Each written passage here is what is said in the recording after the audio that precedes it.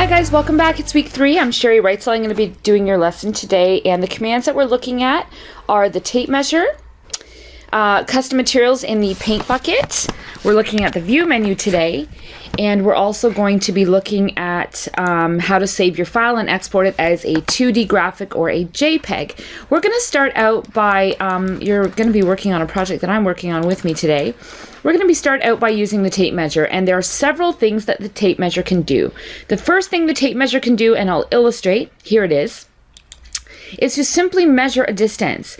And the nice thing about it is that you can sort of do a multiple measure. So I can, for example, click on this corner, and I can hover, and it will appear, the dimension will appear. So I don't have to click again. I simply have to hover, and I can hover, it gives me dimension, hover, let's go angled, hover. I'm like, well, how far is it to there?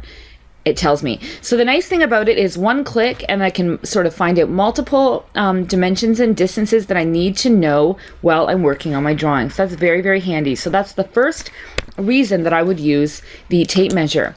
The second reason that I would use the tape measure is to set up some measuring points for me, or some construction dots and lines for myself to help me to draw lines. Now, these are not lines. They're sort of construction lines. You can't push-pull them. Some students think that they can actually start to create shapes and push-pull it. They get confused. So make sure you know when you're using the tape measure, it's just giving you a construction dashed line. How do I do this? Let's pretend that I want to take this pathway and I want to divide it into 3-foot sections that I can change the levels of, or something like that. Process would be to start with the sort of the known point or the end point. So I am going to click the end point. Then I'm going to begin to hover in the direction that I wish to travel. And as I hover, I'm going to type a distance. In this case, I'm typing 3 feet, enter. Let's not be in French. Every time I do a tutorial, I'm so sorry. Okay, hover, 3 feet, French. Oh my gosh, 3 feet, enter. And now what happens is I get a little grip. So let me just review what I just did. I clicked on the endpoint, I hovered, 3 feet, enter, and I get a very small black little grip. But it gives me a spot to sort of attach to when I'm doing my next point. So now I'm going to use that as my reference point, my guide point it's called, and I'm going to click on that guide point, and I'm going to hover in this direction and do 3 feet, I'm sorry, it's making me laugh, enter. And then I'm going to continue to do that. Click, hover, 3 feet, enter, click, hover, 3 feet, enter, etc. Now I have a spot that I can connect lines to. So I'm going to go to the pencil command, click on line, click on my guide point, move in the green direction in this case, or on axis, not this black color, but green. Let's make sure it's right. Oh. Okay, next one. Next one, etc. I could continue to do this. If I needed a guide point from the midpoint here, it will find the midpoint for me, snap, and let's say I needed to go in this direction, some random number, 6 foot 8.5, then I have an actual guide line that it's giving me because I didn't start it with the grip, and I can begin to use that to trace. So let's say I wanted to trace that with a rectangle. You get the idea. Now that I've subdivided that space, I can do what I want with it. I can start push-pulling sections. That would be strange, but I could do something like that, and it just helps me to have a measured area. So that's a wonderful way to use the tape measure. Now the final way, to undo some of these things, is to use tape measure like I would use scale. And what it does is it scales an object the way that scale would without using a scale factor, but instead it uses an actual distance. So I can measure a width of an object, for example. If I know that the object has to be 3 feet, but when I measure it, it's 5 foot 3 1/4, I can use the tape measure to click on one point, click on the other point, type the new distance, and it will rescale it to the distance that I typed, that one dimension. So let's try this. Let me give you an example of that. I'm going to download a chair.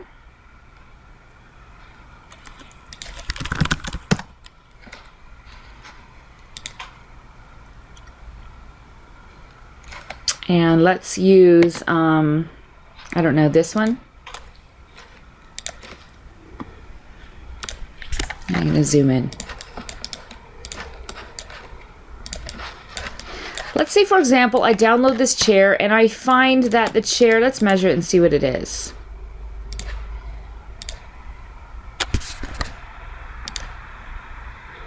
$2'6". Okay, let's say, you know what? No, it has to be 3 feet. I want to make this chair 3 feet and it's not quite 3 feet.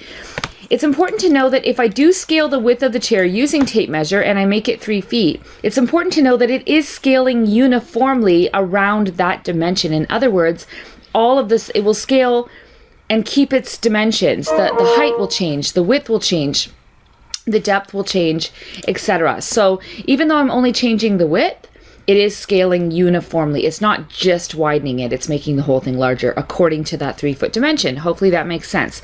First step in doing this is to get inside the component. And by doing that, we're going to talk a little more about this during class time, aside from the video, is to double click inside that box.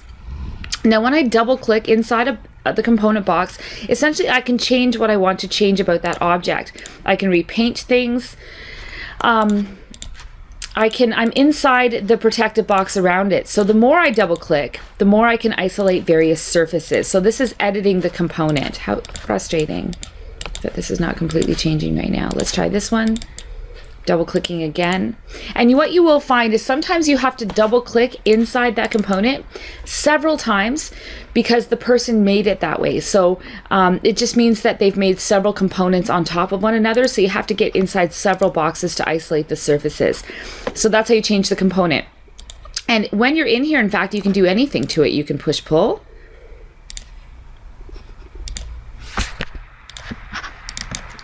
You can move things if that's a separate component. I wanted to move that. I could move that. I could simply delete that.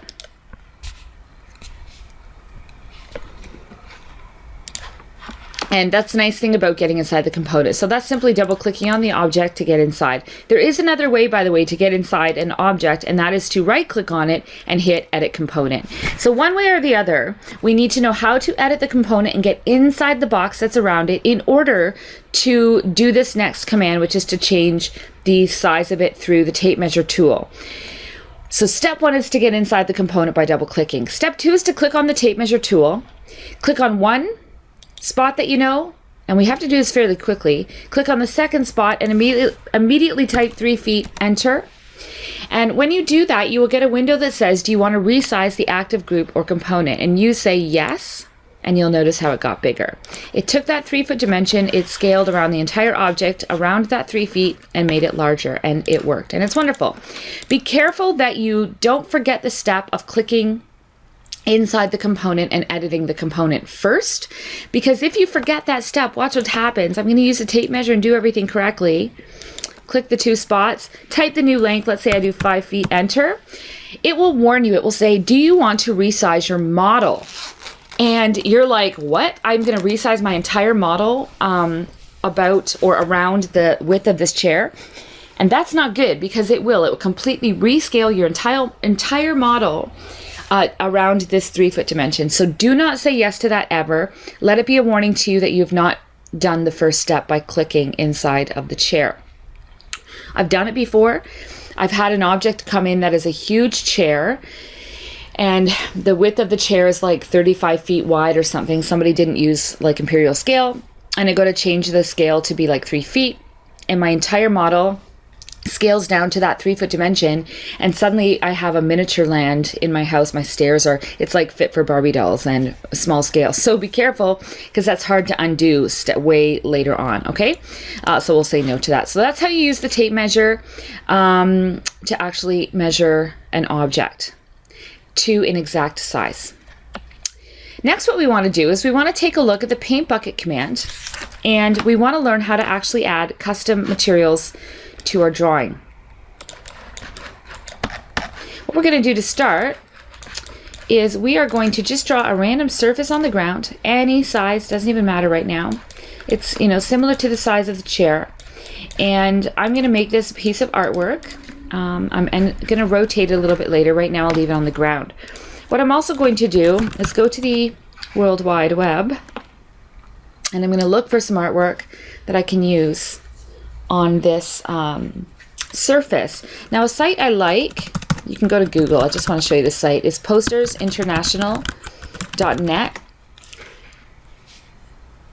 And this is an online catalog of actual pieces that you can order that I used to use all the time. They're great to deal with. Check out that. But for today, I'm going to just go to Google Images.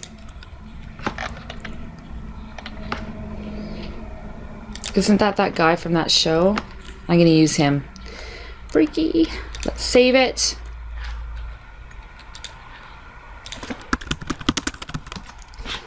And I'm going to go back to my surface. So now I've saved a JPEG image that I'm going to use on this surface.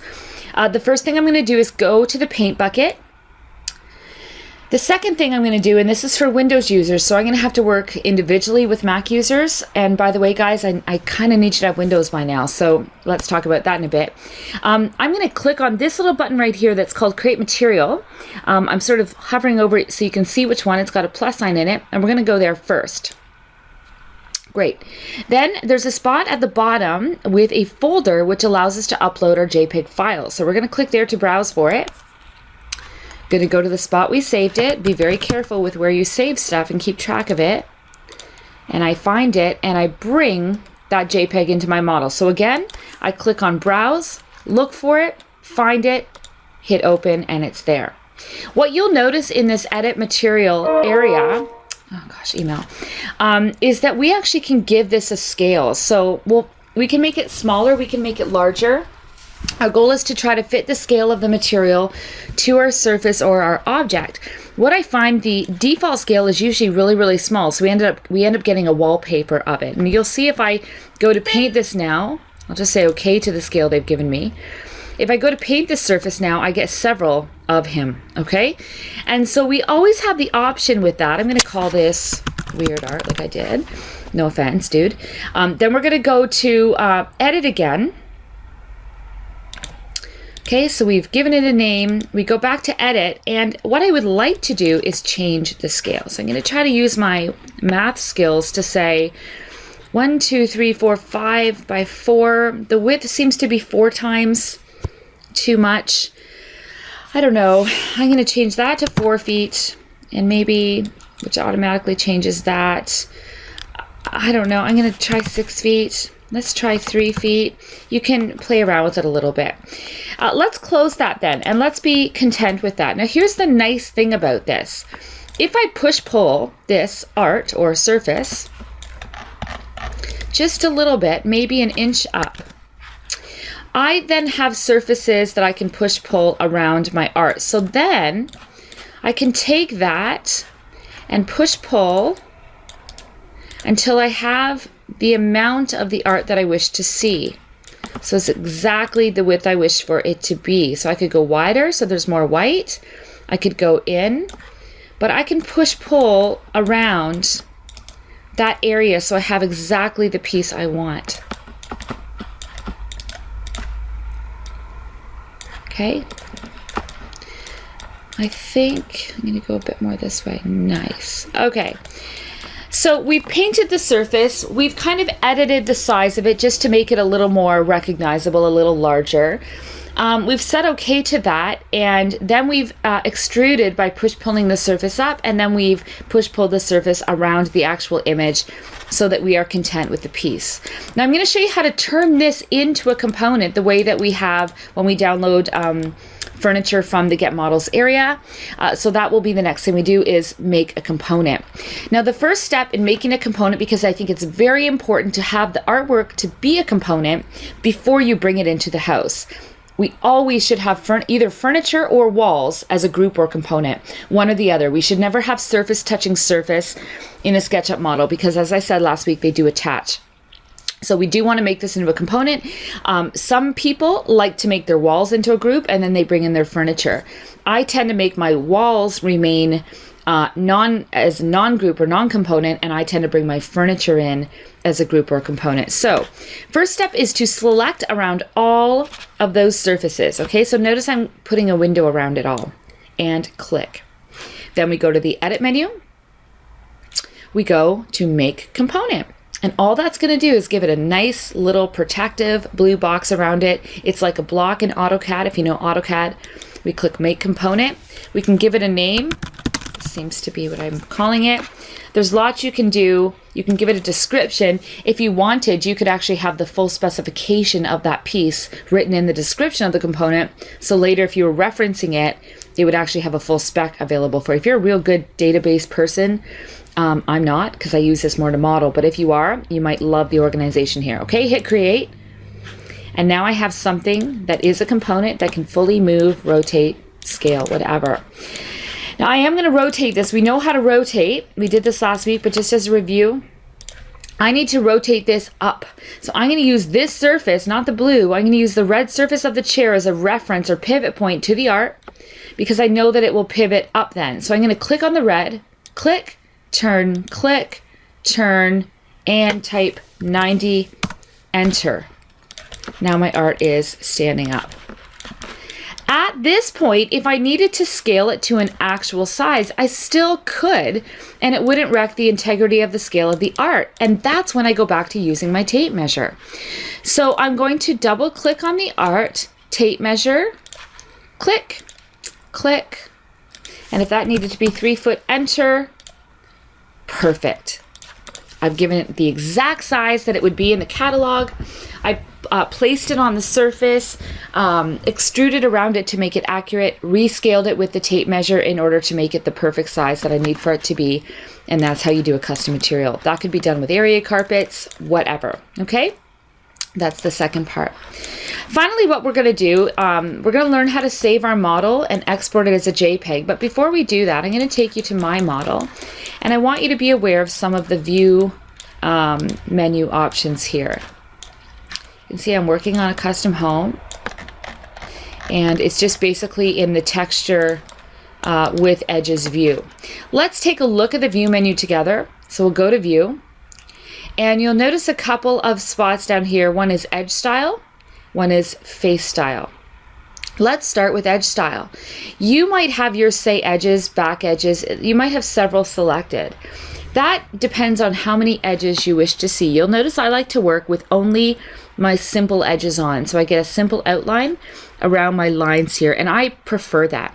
Let's add a profile edge to it. See how on the profile now it gets a little darker? Let's try a back edge. Now when I add the back edge, this can be kind of cool when you're doing maybe a kitchen drawing, because you can kind of see all of the inside guts of the cabinetry. It looks slightly more drafted or architectural, and I get to see kind of the edges going through my surfaces. I don't like working that way at all, but it's something that you can turn on. So I'm going to turn it back off again. I can add more edges. Depth cue, just a really heavy depth line, and extension. And I don't know. Okay, so that's with all of our edges on. That's what it would look like.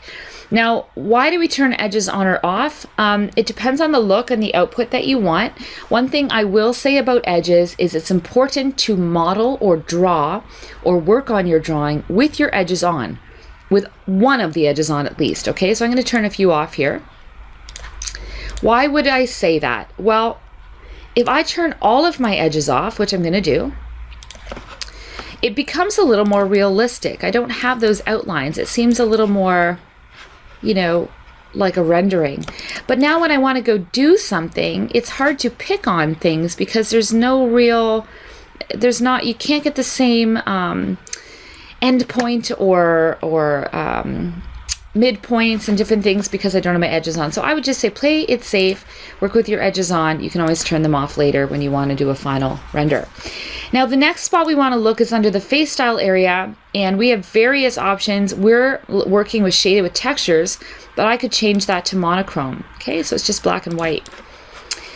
Some people like to model this way because their drawing is quicker. If you start to feel like it begins to slow down because it's constantly trying to render with textures, then you might want to just work in the monochrome option here so that your drawing goes a little faster.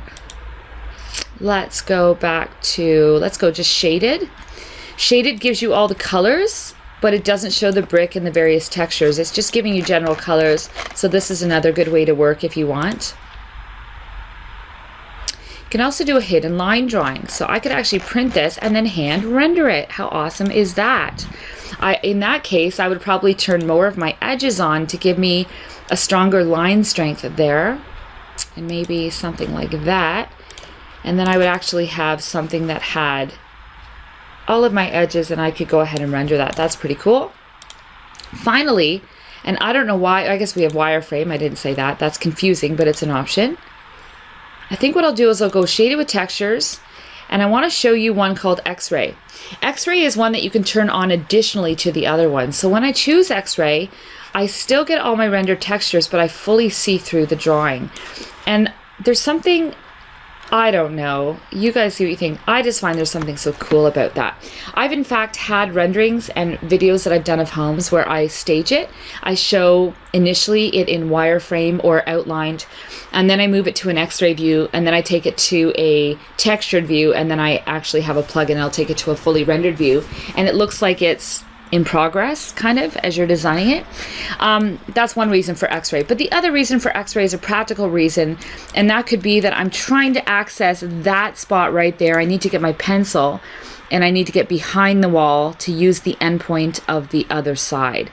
And so X-ray is good in that I can access areas, maybe a window of the home I'm working on. I can see through the wall to get to it if I need to draw something else there. So that's the other reason for it. Okay, what we'll do is right now I'll go back to my normal view, turn X-ray off. I will also turn profiles off. Okay, finally, save.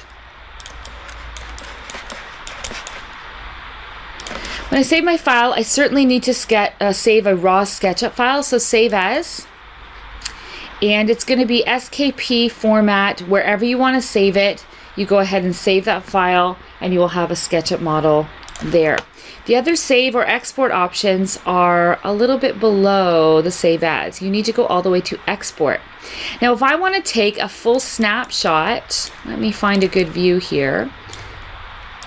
Almost a screenshot. I say, okay, you know what? That view exactly right there, I want to save that or export it out as a screenshot or a JPEG of my model. What you do is you go to File, you go to Export, and the spot you're looking for is called 2D Graphic. Okay, 2D Graphic is the same as flat image, JPEG. All right, so I'm going to say yes, 2D Graphic. My options for how I want to save it are bitmap, JPEG, TIFF, or PNG file.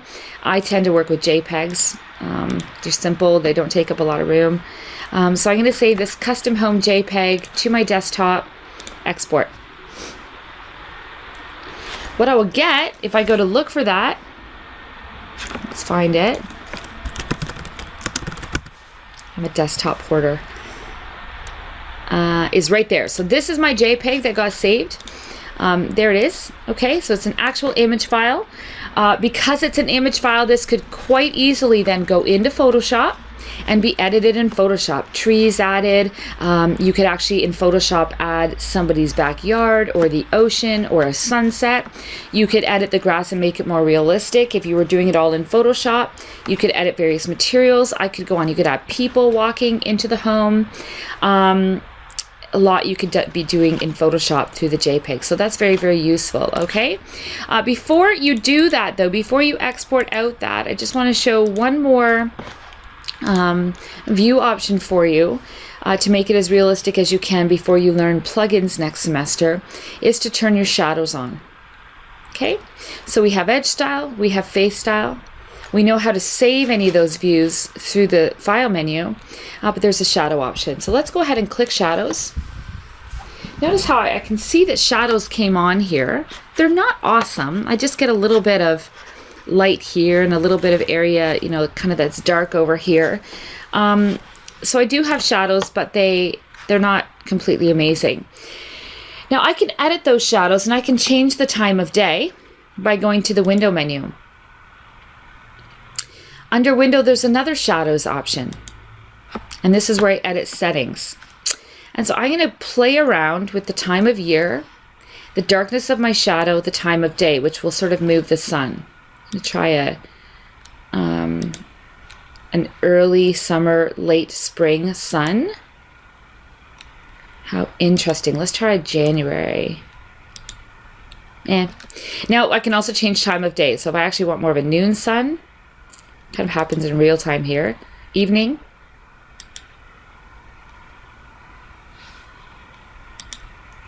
Let's go inside and see what happens.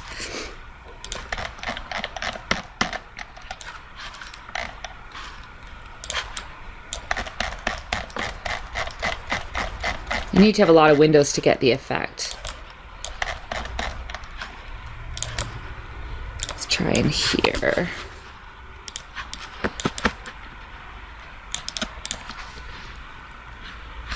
All right, I'm going to change the sun again and see if some of those effects will show up.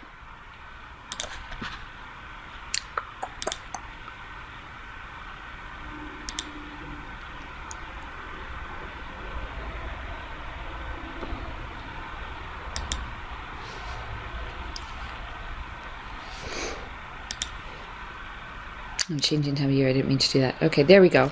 Okay, so I changed the time of day. And so notice how I'm getting a little bit more of an effect on the sofa and on the floor. And so I'm good with that. So now I could take that and say, you know what, I like that. I've got my shadows on. I think I'll turn my edges off maybe for greater realism. Okay, awesome. And now because I like that view, exactly what's showing on the screen, I'll go export 2D graphic and I'll say custom home number 2. And I will have a snapshot of that. Okay.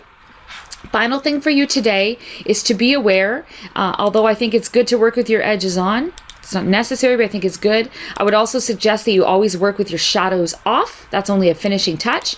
It slows down. You can see the difference there. I just want to show you that again. There's off. There's on. Okay. It slows things down times a million bazillion. So kind of keep your shadows off. That's way better. And the final thing is all these guidelines, once I'm done with them and I don't want them anymore, there's 2 things you can do with them. One is to use the eraser tool and get rid of them. I can literally erase them.